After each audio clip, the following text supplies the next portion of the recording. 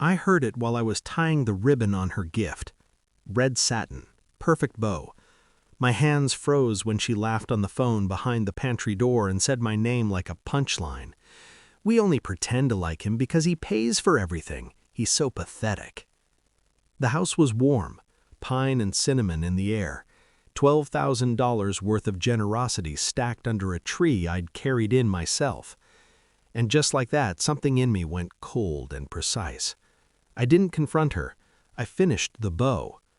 I've always been the reliable one, the fixer, the wallet with a pulse. When Mom got sick, I paid. When my sister found herself, I funded the search. Christmas at my place became tradition because my place was big, my table was long, and my credit limit was generous. I told myself that was love. I remember when it started, years back, after my divorce, when the house felt like an echo chamber. Hosting gave me purpose. It filled rooms. It made me necessary. They praised my cooking, my decorations, my thoughtfulness. I mistook applause for affection. I needed them. They needed my card. The first cracks were quiet. A thank you that felt rehearsed. Invitations that only arrived when someone needed help. Jokes about me being the bank that landed just a second too long. I noticed. I logged it. I kept smiling. Control isn't loud. It waits. The phone call was the proof. Not just her words, her tone. Casual, confident, like the truth was so obvious it didn't need to be whispered. I stood there, listening, while she listed the gifts I'd bought, mocked the effort, counted the days until Christmas morning when they'd show up, hands out, faces bright. I exhaled, and I planned. I didn't cancel Christmas.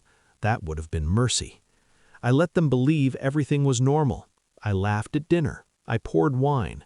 I watched them unwrap pre-Christmas gifts with practiced gratitude. That night, after everyone left, I moved fast. I returned what I could. The rest I donated, quietly, receipts in a folder labeled closure. I changed the door codes, paused the grocery delivery, canceled the catering, set the thermostat to vacation mode.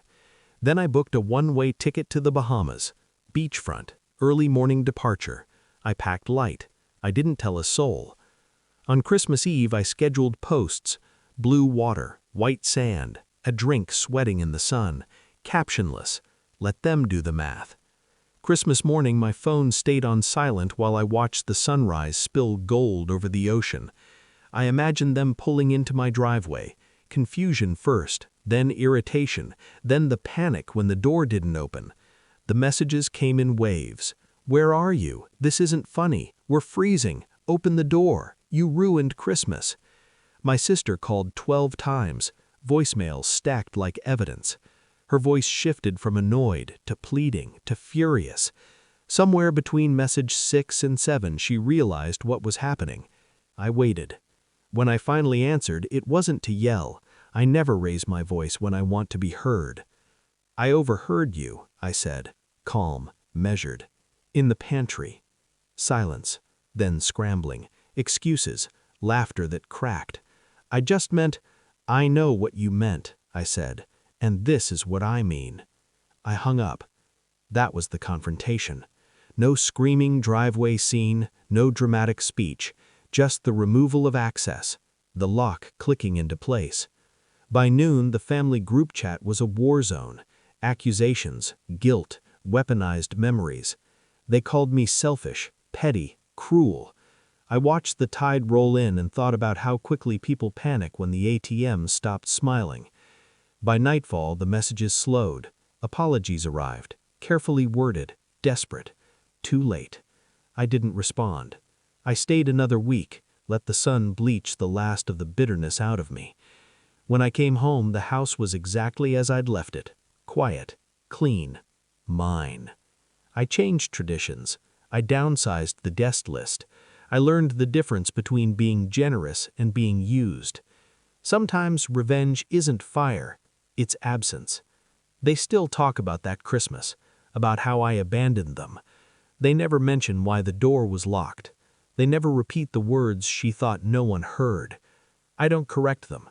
I just smile, sip my drink, and remember the sound of the ocean on Christmas morning and how free I felt when I finally stopped paying for lies.